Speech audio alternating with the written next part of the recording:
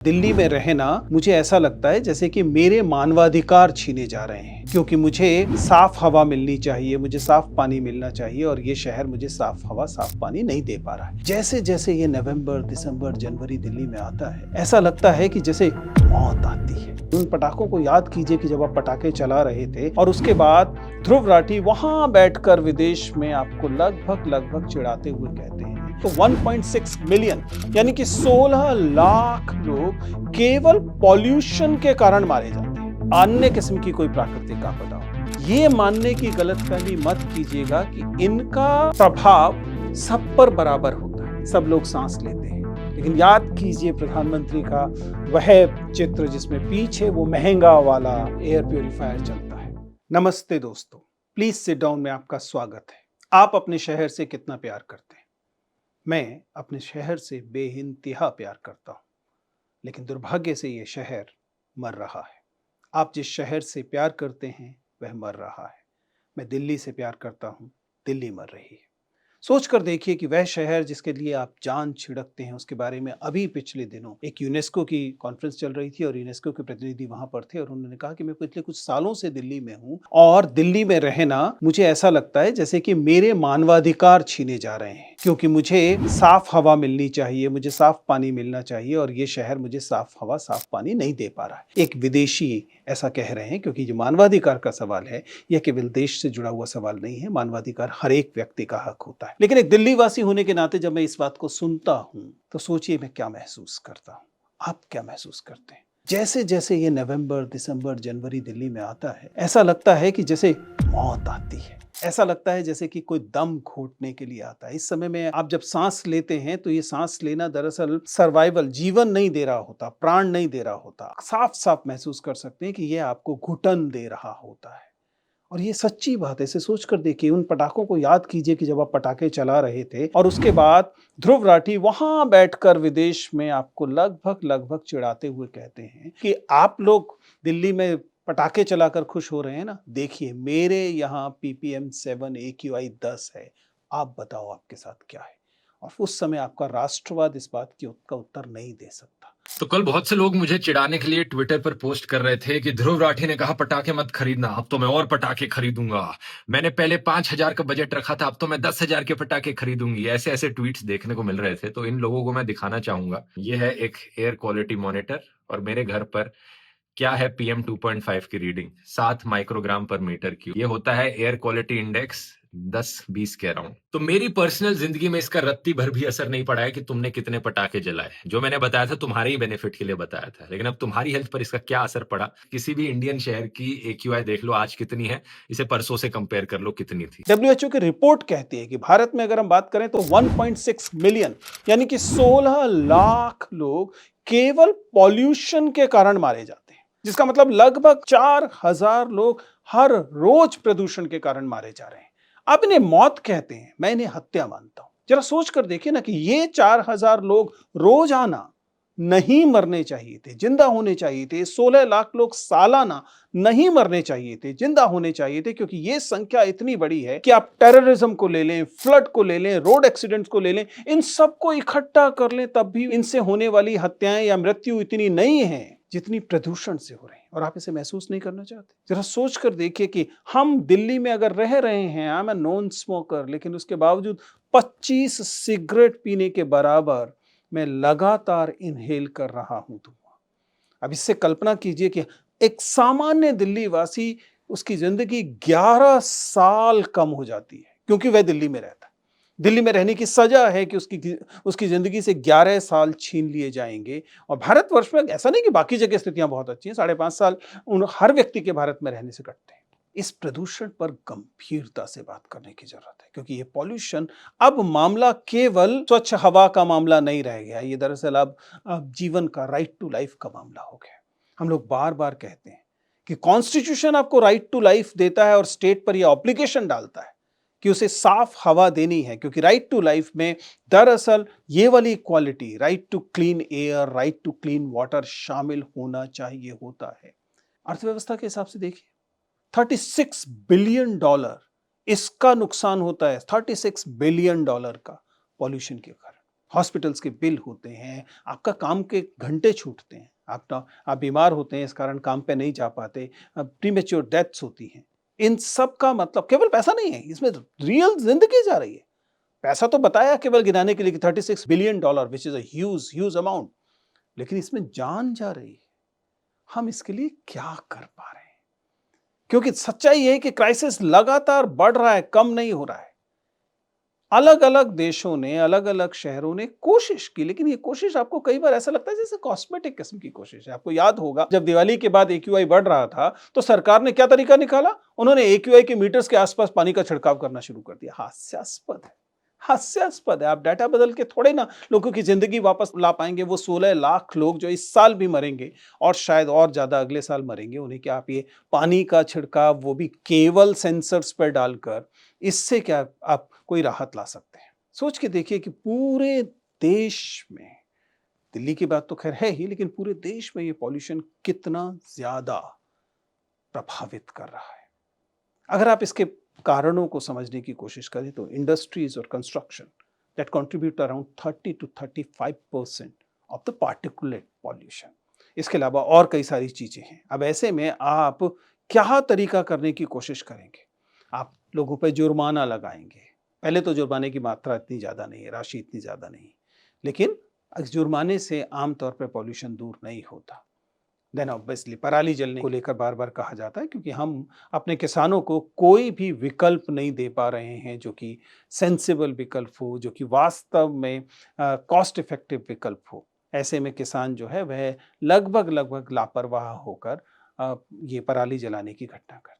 अब ये उनकी मजबूरी है, कोई ऐसा थोड़ी है कि वो अपराधी हैं इसलिए ऐसा कर रहे हैं। हम लोगों को वास्तव में गंभीरता से इस बात को समझना होगा। और मैं फिर से याद दिला रहा हूँ, चाहे पॉल्यूशन हो, चाहे अन्य अन्य किस्म की कोई प्राकृतिक आपदा हो, ये मानने की गलतफहमी मत कीजिएगा कि इनका प्रभाव सब पर बराबर होता है। ये सही है कि वही हवा है जिसे सब लोग सांस लेते हैं, लेकिन याद कीजिए प्रधानमंत्री का वह चित्र जिसमें पीछे वो महंगा वाला एयर प्यूरिफायर चलता है। जिसके पास सामर्थ्य है वह हो सकता है अपना एक छोटा सा कोकून बना ले और उसमें स्वच्छ हवा का इंतजाम कर ले। हालांकि वो कितना प्रभावी होगा उस पर हम सबको शक है, लेकिन वह गरीब जिसका इस कारण रोजी रोटी छिनती है, जिसके स्वास्थ्य के कारण वो बीमार होता है और उसकी उस पर्टिकुलर दिन की दिहाड़ी है वह कम होती है, उसके लिए ये कीमत और ज्यादा है। हम लोग कैसे इस तरीके को कंट्रीब्यूट करते हैं? पहली बात तो समझिए क्या कि ये पोल्यूशन कहीं ऊपर से अंतरिक्ष से नहीं आ रहा है, ये सब हमारी ही हरकतें हैं। हम लोग नागरिक होने के नाते अपनी जिम्मेदारी जब पूरी नहीं करते, प्राइमरीली उसके कारण होता है। हम लोग कचरा जलाते हैं, हमें ज़्यादा कारों की ज़रूरत पड़ती है, हम एनवायरनमेंट को एक सेकेंडरी चीज़ मानते हैं। याद कीजिए, फिर से याद कीजिए सोनम वांगचुक को। सोनम वांगचुक को जेल में रहते हुए आज लगभग 50 दिन होने को आए। वह व्यक्ति जो कि प्रदूषण के खिलाफ, पॉल्यूशन के खिलाफ, पर्यावरण के पक्ष में खड़ा होता है, हम उसे विलेन बनाते हैं और जेलों में जमा करते हैं। और अगर आप इसका पूरा मनोवैज्ञानिक प्रभाव देखने की कोशिश करें तो आपको लगेगा कि हम रोजमर्रा इस पर हंसते हैं।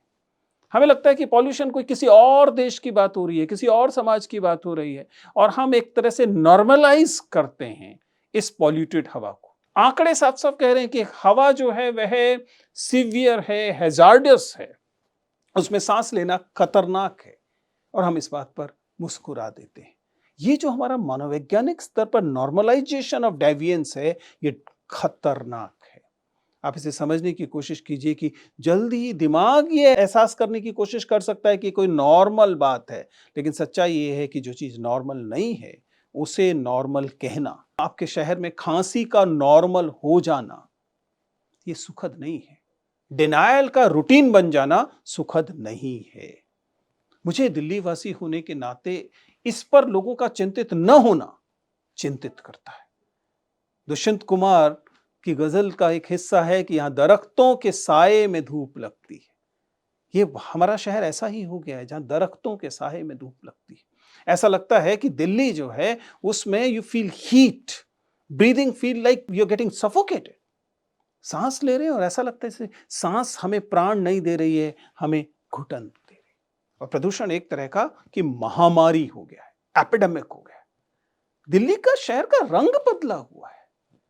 आपको केवल करना यह है कि किसी दिन टीवी चलाइए या यूट्यूब चलाइए और दिल्ली शहर की आउटडोर की आज से 30 साल 40 साल पुरानी कुछ वीडियोस देख लीजिए, दूरदर्शन के उस पर मिल जाएंगे। और आज अपनी बालकनी में निकलिए या गलियों में निकलिए और फिर से दिल्ली को देखिए। आपके शहर का रंग बदल गया है। आपका शहर ठीक वैसा नहीं दिखाई देता जैसा आज से 30 साल पहले 40 साल पहले दिखाई देता था। शहर का रंग बदल जाना, शहर धूसर हो गया है, शहर मटमैला हो गया है, शहर में तारे दिखाई नहीं देते और आपको लगता है कि सामान्य है। आप छोटे बच्चों को भारत में दिल्ली में यह बताना बहुत मुश्किल है कि तारे क्या होते हैं। उन्होंने तारे चित्रों में देखे हैं, वीडियोस में देखे हैं, उन्होंने आसमान में तारे नहीं देखे।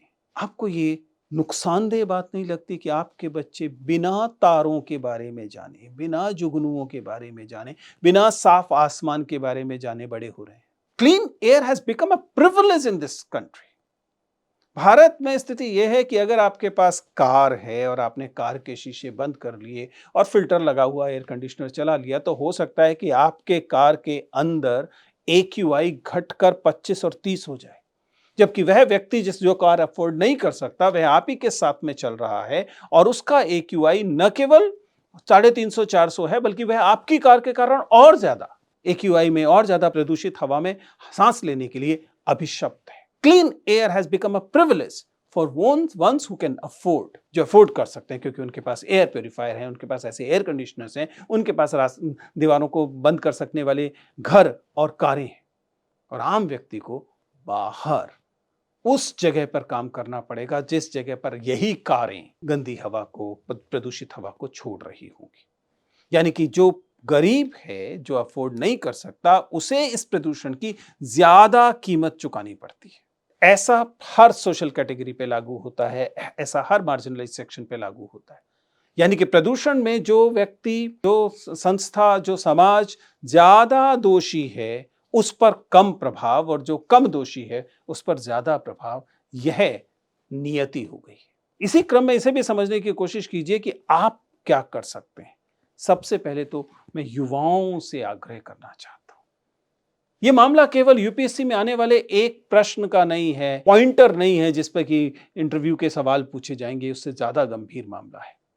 आपको इसके लिए बोलना चाहिए, क्योंकि अगर आप इसके लिए नहीं बोलते या जो लोग बोलते हैं उन्हें गिरफ्तार कर होते हुए देखते रहते हैं, तब आप भूल जाते हैं कि वे सिर्फ अपनी लड़ाई नहीं लड़ रहे हैं, वे आपकी लड़ाई लड़ रहे थे। AQI चेक कीजिए ना, और उसके बारे में थोड़ी सी अवेयरनेस बढ़ाइए। सोच कर देखिए कि किसी व्यक्ति को क्या सिर्फ इसलिए अतिरिक्त प्रिविलेज मिलने चाहिए कि वह भारत में नहीं पैदा हुआ, वह संयोग से ऐसी जगह पर पैदा हुआ जिस जगह पर साफ हवा सहज उपलब्ध थी। हालांकि वहां भी कब तक उपलब्ध रहेगी अलग सवाल है। क्योंकि अगर आप अपने चुनावों में इस आधार पर वोट नहीं डालते हैं कि कौन आपको साफ हवा देने का वादा कर रहा है और कौन इस वादे को नहीं कर रहा है, तो फिर आपका ये हक नहीं रह जाता कि आप बाद में मांग करें कि भैया हमें ऐसी सरकार क्यों नहीं मिल रही जो इस प्रदूषण से निजात दिलाए। Because it has to become a development priority for the city, और वो ऐसा नहीं हो रहा है। और ये मामला केवल आपका नहीं है। अगर आपके परिवार में जो सबसे छोटा बच्चा है,